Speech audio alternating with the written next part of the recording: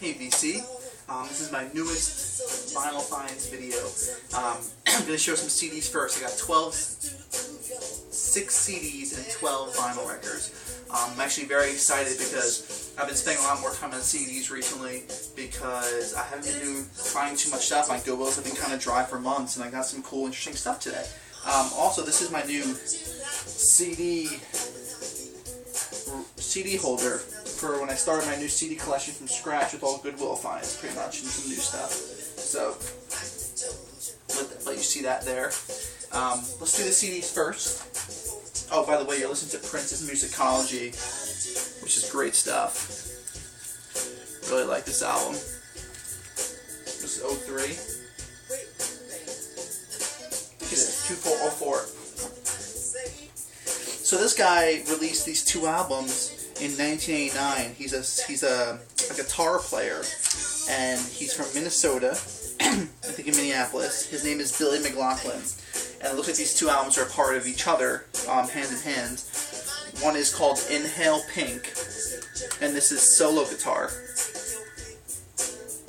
and the other one is Exhale Blue, the Billy McLaughlin group. And I just, when I get these CDs, I have my CD player in the Goodwill these days and skip through a couple tracks. It's something very, very nice, soothing stuff. Kind of in the vein of like listening to like the vibe you want to have when you listen to a Michael Hedges album like Aerial Boundaries. So this is really cool stuff to have.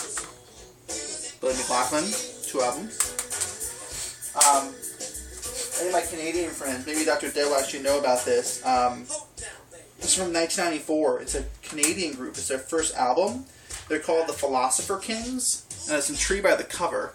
You got this guy with the stand-up bass. I was sold, and supposedly they had a single that got kind of big in the U.S. a little bit called Charms. I haven't listened to it yet, but I scanned through the first couple tracks, and I can't wait to listen to this. They're like a popish R&B vibe, and it just sounded so smooth, and it sounded like they're just really, really talented musicians. So, the Philosopher's Stone. Never heard of this before. Her name is Susie Suh. I think it's called Susie Suh. Yeah, or Susie Suh. It's S-U-H. She's Korean. So Susie Suh. Susie Suh. And it's her self-titled album, 10 tracks. This came out on Epic in 2005. And I scanned it, and it sounded very nice, very deep. And I read online when I Googled it in the store that she had influences from Joni Mitchell, that she kind of reminds people of a Sarah McLachlan vibe. So I'm kind of interested to hear this. Listen to a new female singer-songwriter. I'm always looking to show Mary a new female singer-songwriter. So if Shannon still watches videos. This was awesome. I listened to the first couple tracks in the car. This is Ernest Linton, Below the Baseline on Island Jamaica Jazz Records from the Island record label from 1996, I think this is. And the moment I heard this in the car, I called my best friend Jeremy's house because his father is like the hugest Bob Marley reggae fan in the world. And I'm not just saying it like anyone else would say. I'm saying like he's like a huge collector worldwide. He's ranked in the collectors worldwide of Marley. He just breathes reggae. And he told me a lot of great stuff about him. He's supposedly a very, very big, important foundation for reggae, which you guys might know a lot more about. But this is great. It just has a nice mix of fusion of like jazz and the reggae vibe together. And he's a guitar player, and I was really, really digging it. He's in his 80s now. He still performs. He's not as great as he used to be live, but he's 80. So, and this one shocked me, which I think a lot of my indie kids would be down with. I wanted to call my buddy, my best man, he's a big fan of this band, and tell him about this because I think he'd be surprised. I got lucky. I found the National's Alligator for $1 in a Goodwill. And the only National album I've heard is, I think it's called, is it High Voltage or something with voltage in there? You guys know what I'm talking about, the Purple album. And Mary liked it when she heard it in the store, and she bought it, and that's the first time I heard them too, and I enjoyed it. But I know a lot of people talk about Alligator, and I found this for $1, and the CD's in perfect condition. I was very surprised to find something so, so prevalent in today's music scene like this for $1. So the National, I'm excited to dig into this. It's a good find for $1. Grab my beer, my Heine. Listen, if you guys want to come over here and touch my Heine, you just let me know.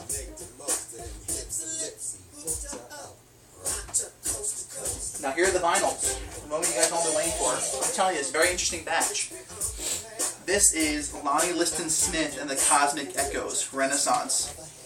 I've seen this once before, I think, but I never picked it up because it cost a little bit more. And I wasn't sure.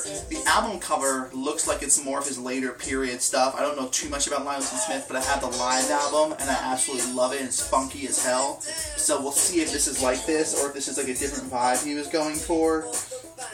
You know, I liked Lonnie Liston Smith in that first album, that live album, so much. So I'm interested in hearing more of his stuff for the first time. Never heard a studio piece from him before. And yeah, this is really cool.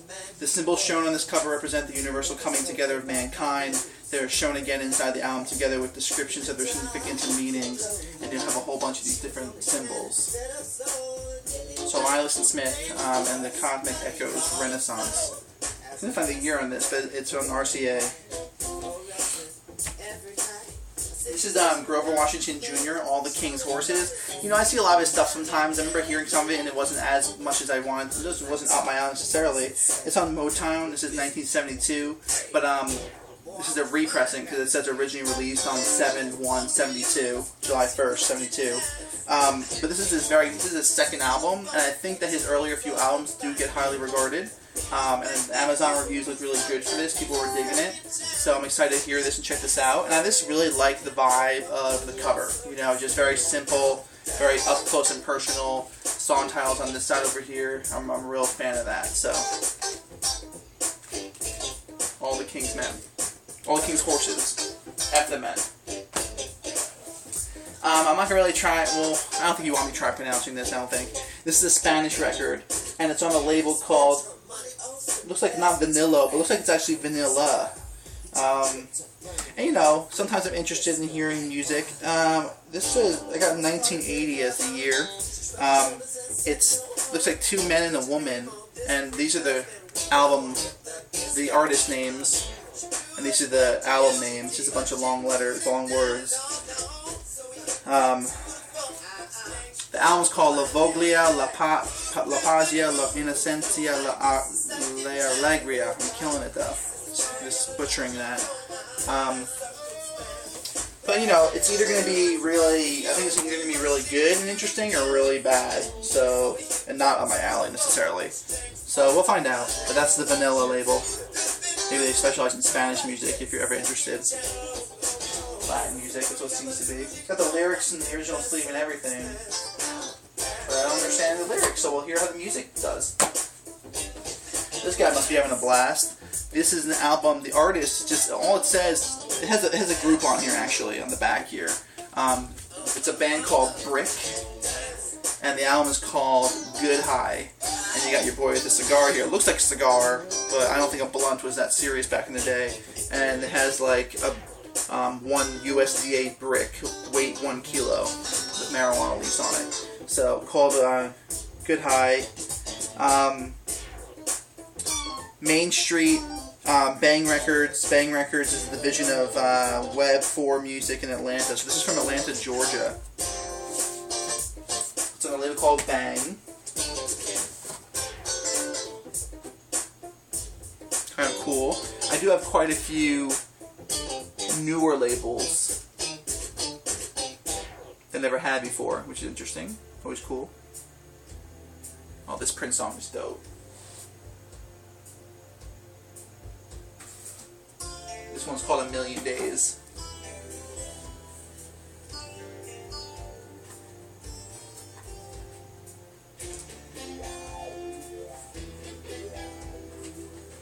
Sorry guys, I'm having trouble getting this in there. But don't worry, I'm getting into better stuff. This record looks cool. I have a feeling it's like a funk jazz type of record. CJ and Co., like CJ and Company, Devil's Gun. The album cover was very nice, so I got it. Only 2 tracks on the first side, you know, one's 7+ minutes, the other 9+ minutes, and the other side has 3 tracks. CJ & Co. is Cornelius Brown Jr., Joni Tolbert, Connie Durden, Curtis Durden, and Charles Clark. This is on Westbound Records, which is a Warner Brothers company. Westbound's actually printed in Westbound's Detroit, Michigan. Another label I never had. westbound, a little train on there.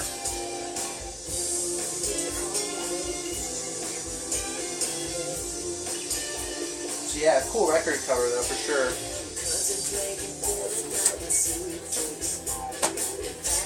This is the New Birth, Coming From All Ends. I've heard the New Birth before, I just don't think I ever listened to their stuff.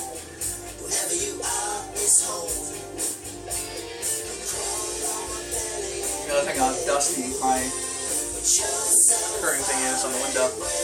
But yeah, cool cover on the back for sure.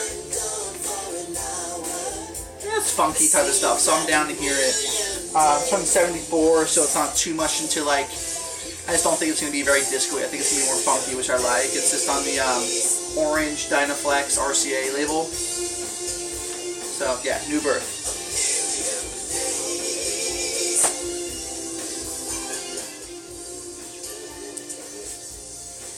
This is Deodato. You know, I had a Deodato album, only one of them that I really loved, but it was too scratched up, so I unfortunately had to get rid of it. You know, I loved it. It wasn't doing much.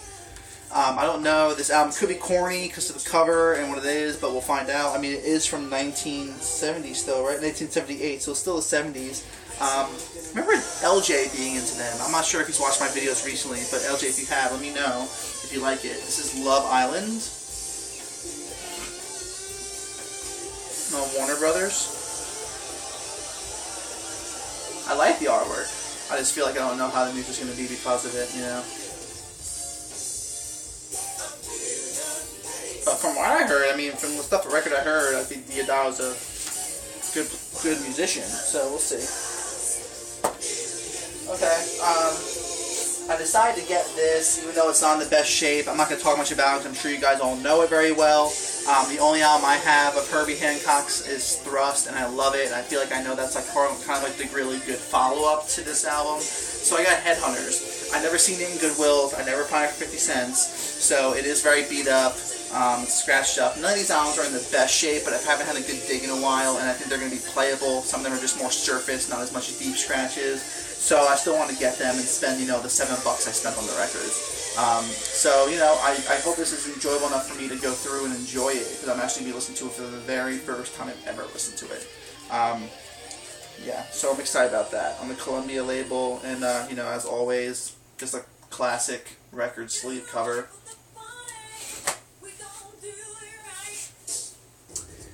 Ramsey Lewis, Funky Serenity. I'm not sure how I feel about all of Ramsey Lewis's stuff. I think I had one that was alright, but I don't remember if I loved it too much or not. I think he's a little bit, I could be wrong, maybe I'm totally wrong, but I always thought he was a little bit on the softer side of things on the album I had. But this looks like this is more like, this. I feel like this would be a dope album just by the cover. This is from 1973, so we're talking old 70s, earlier 70s. Next century or so, we may very well no longer draw a distinction between what is jazz, what is classical, what is progressive, rock, or soul, for it's all here in the music Ramsey makes. So, I mean, the gift of Orpheus being to unify us and to make us all here understand what we share. Yeah, Clive J. Davis wrote it, I don't know who he is, but, you know, this album looks really cool to me, so I'm down. Let's get into it, Ramsey. This is Columbia. I like the cover a lot. These are the last three, are the ones I'm most excited about. Check my time here. Oh man, I got literally a minute. Okay, sorry guys, I'm gonna do this fast. My last three. If you have questions, let me know. Sammy Smith, Help Me Make It Through the Night. It's on the Nashville label, Zodiac Records. Never seen Zodiac Records before, so I'm very interested about that. And I feel like it's gonna be a really good, dark, you know, country soul-ish, country soul-ish album. So I'm really excited about digging into that country album by this lady I never heard of, Sammy Smith. Really cool looking record by a group called Simand or Simandy, I don't know, second time round on Janus Records. I won't go into the record and show you, but obviously very cool looking cover. 5 tracks on each side here. I think it's supposed to be a mix of funk and jazz and world music on 1973. Sorry I have to go through these last three. I saved the last three for last, and I've been talking a lot, so I don't have time on this. My video is going to be 15 minutes. And last but not least, which I think everyone's going to love this, I feel like I'll get good responses from the jazz people. Bobby Humphrey, Blacks and Blues. She's a flutist. I think it's her first album. I could be wrong. Maybe it's a few albums in. This is 1973. It's supposed to be really great. So it's on the Blue Note label, which we all know and love so much. So yeah, Bobby Humphrey, Blacks and Blues. Alright there guys, thank you so much. Hope you enjoyed the finds. I'll let you know I'm about to start listening to them. I haven't listened to a single one yet.